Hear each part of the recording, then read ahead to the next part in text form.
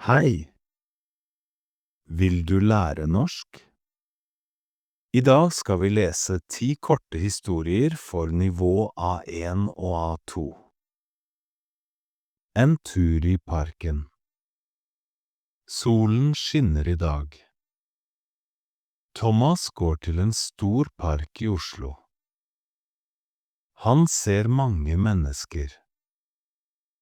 Noen jogger, og noen sitter på gresset. Thomas har med seg en bok og en kaffe.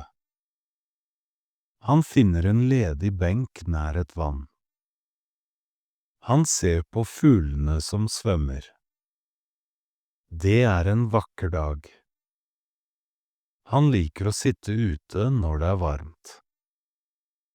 Etter en time begynner han å mate endene med litt brød. Det er veldig rolig og deilig i parken. Benk, noe man sitter på ute. Eksempel: Jeg sitter på en benk i parken. Fugler, dyr som kan fly. Fuglene synger om morgenen. Vakker, veldig fin eller pen. Blomsten er vakker. Å mate, å gi mat til dyr. Barna liker å mate svanene. Rolig, uten stress eller mye lyd. Det er en rolig kveld. På butikken. Maria må handle mat. Hun skriver en handleliste før hun går ut. På butikken trenger hun melk, brød og epler. Hun ser at eplene er billige i dag, så hun kjøper mange. Hun legger alt i en pose. Ved kassen må hun nå betale.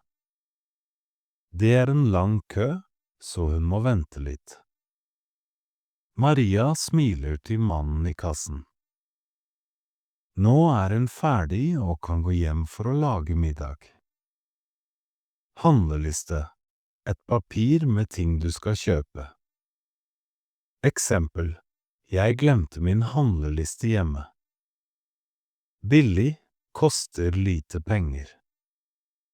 Denne boken er veldig billig. Pose. Noe du bærer ting i. Trenger du en pose til maten? Å betale, å gi penger for en ting. Kan jeg betale med kort? Kø, mange mennesker som venter på rad. Det er lang kø på postkontoret. En travel dag. Lise våkner sent. Hun er veldig stresset fordi hun har et viktig møte. Hun må rekke bussen 8:00. På bussen ser hun på klokka hele tiden. Hun kommer til sitt kontor akkurat i tide.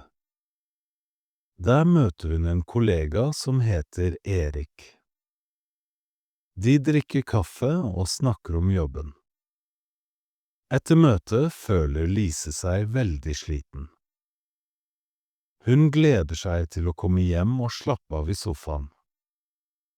Stresset, når man har for mye å gjøre og føler seg urolig. Eksempel: Jeg blir stresset av mye støy. Å rekke, å komme tidsnok til noe. Jeg må løpe for å rekke toget.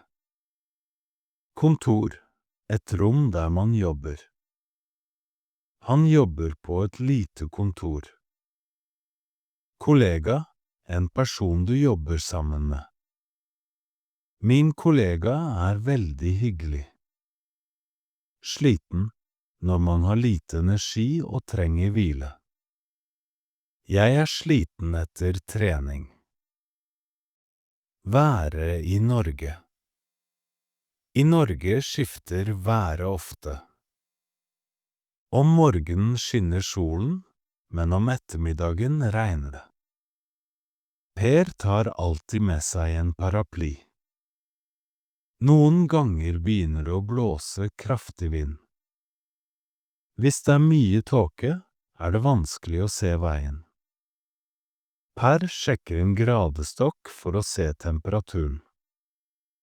Han synes det er kjedelig når det regner hver dag, men han liker snøen om vinteren. Da kan han gå på ski i skogen. Paraply, noe som beskytter deg mot regn.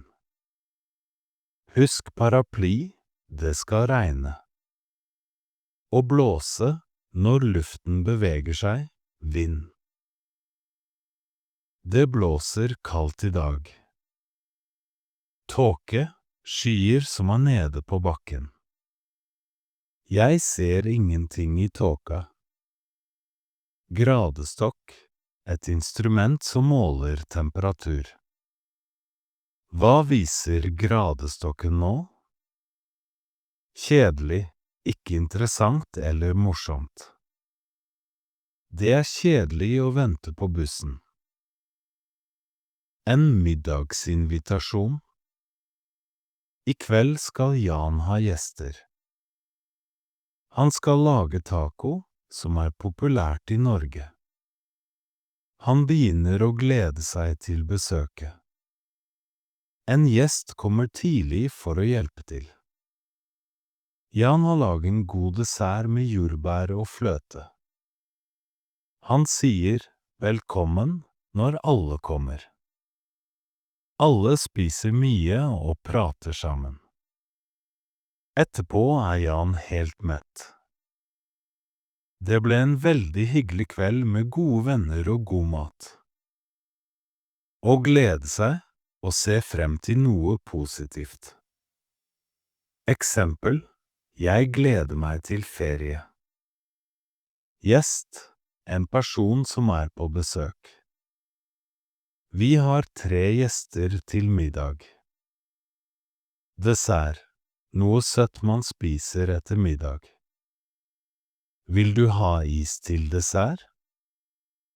Velkommen, det man sier når noen kommer på besøk. Velkommen til vårt nye hus. Mett, når du har spist nok mat. Nei takk, jeg er helt mett. På biblioteket. Anna liker å lese. Hun går ofte på biblioteket for å låne bøker. Det er mange bokhyller der med bøker på mange språk. På biblioteket må man være stille. Anna finner en spennende krimbok. Det er gratis å låne bøker hvis man har et lånekort. Hun setter seg i en god stol og begynner å lese med en gang. Hun glemmer tiden fordi boken er så god. Låne, bruke noe som ikke er ditt, og gi det tilbake senere. Eksempel: kan jeg låne en penn? Bokhylle, et møbel man har bøker i. Jeg har mange bøker i min bokhylle. Stille, uten lyd, rolig. Vær stille, babyen sover. Spennende, noe som ikke er kjedelig, ofte om film eller bok. Filmen var veldig spennende. Gratis, koster 0 kroner. Avisen er gratis på bussen. En helgetur til fjellet. Denne helgen reiser familien til en hytte på fjellet. De pakker en stor sekk med klær og mat. Når de kommer frem, er det en fantastisk utsikt. De går tur på en smal sti i skogen. Luften er veldig frisk og kald. Om kvelden tenner de bål og drikker kakao. Det er ingen internett på hytta, så de spiller kort i stedet. Det er en fin pause fra byen. Hytte, et lite hus på fjellet eller ved sjøen. Eksempel: Vi skal sove på en hytte. Sekk, en veske man har på ryggen. Sekken min er veldig tung. Utsikt, det man ser fra et høyt sted. Det er fin utsikt fra toppen. Sti, en smal vei i naturen. Vi følger stien opp til vannet. Frisk, noe som føles rent og nytt, ofte om luft. Det er godt med frisk luft. Hobbyer. Alle trenger en hobby. Lise liker å strikke gensere til familien sin. Broren hennes liker å fotografere naturen. Han er veldig flink til å ta bilder. Hver lørdag må han øve for å bli bedre. Han bruker mye tid på hobbyen sin. Lise og broren liker å være kreative. Det er viktig å gjøre ting man liker etter skolen eller jobben. Det gir mye glede i hverdagen. Strikke, lage klær av garn og pinne. Eksempel: bestemor liker å strikke sokker. Fotografere, ta bilder med et kamera. Eksempel: han liker å fotografere fugler. Flink, god til å gjøre noe. Du er flink til å snakke norsk. Øve, gjøre noe mange ganger for å lære det. Jeg må øve på piano.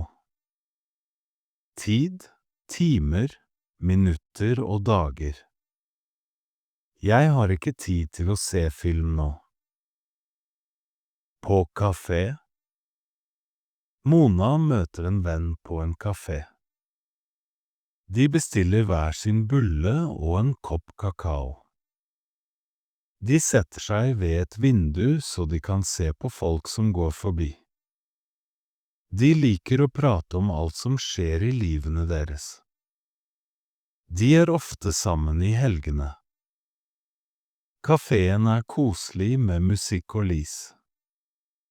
Etter 2 timer betaler de og går en tur i byen. Det er alltid hyggelig med en kaffepøse. Bulle, et søtt bakverk, bolle. Eksempel: jeg vil ha en bulle med kanel. Kakao, en varm drikk med sjokolade og melk. Kakao smaker godt når det er kaldt. Vindu, glass i veggen som man kan se ut av. Kan du lukke vinduet?